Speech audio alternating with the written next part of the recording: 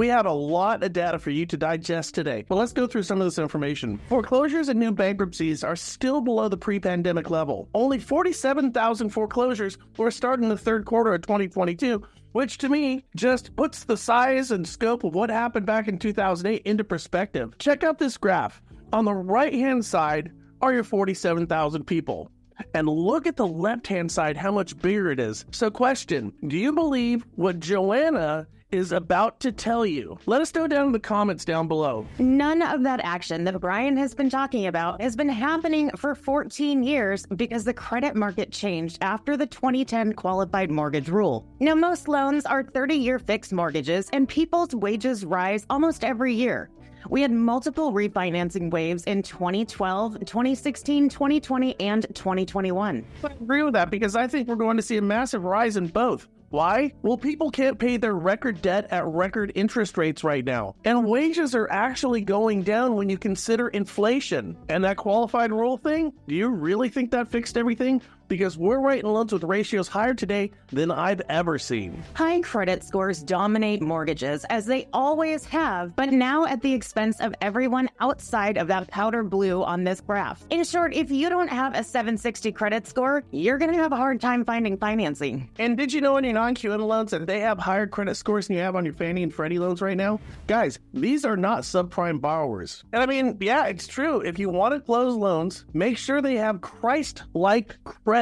You see, hanging out with people in the 5s or the 6s, it's going to end your origination career. Simply put, there's no appetite for those loans right now. And frankly, the people with the better scores are, in general, people who make more money. Now, this doesn't make me happy, it's just the truth. So go after those self-employed people with better credit scores because they have better credit and more money. It's really a win-win if only it was that easy. This is actually pretty sad, isn't it? Now, this next one might be a little disconcerting. Total balance by delinquency status is pretty much unchanged in the third quarter. In fact, the numbers are low, but they're rising. And of course, those severely derogatory or over 90 to 120 days, well, that's where your inventory spring sits. Loan value for the U.S. mortgage market. Get a load of this one. Over on the left-hand side, back in 2013, the average LTV was right around 70%. Now the average LTV is 48%. Now, this may seem good to you, but what it screams to me is that unless you're sitting on your boomer parents' equity,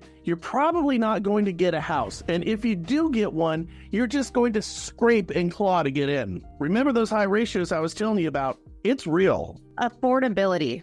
It's just dead in the water. Those who can get a house who haven't owned before are just forcing a square peg into a round hole with their finances, and that's not healthy. Ratios going through the roof, only the best of credit is welcome, and delinquencies are going up. This isn't a matter of good or bad, it's just a matter of what is. And finally, here's a Fred graph on jobs that dates back to 1940, and all I have to say is, I really can't believe it. It's not bad at all. On the contrary, it looks quite good. Hell, even great. And finally, according to Bloomberg, because of this, the Fed ain't cutting rates anytime soon. Like the next couple of years. Why? Well, the consumer price index is just too high and houses are too expensive, too much inflation going on there. So Jerome is going to keep the cost of borrowing money too high until you all quit wanting to buy things. So who's going to tell him? Who's going to tell him? We've already done that. That's already happened. I can't believe I'm right and Jerome's wrong on this one. Inflation on homes is the only form of inflation that is directly controlled by us. You know, the plebeians out there. What he needs is us to drop our prices, and we're not doing that. We're not even close. Now, realtors, this is where you can come in. I just read a thread on Reddit from consumers who own houses, and there was a ton of people actually questioning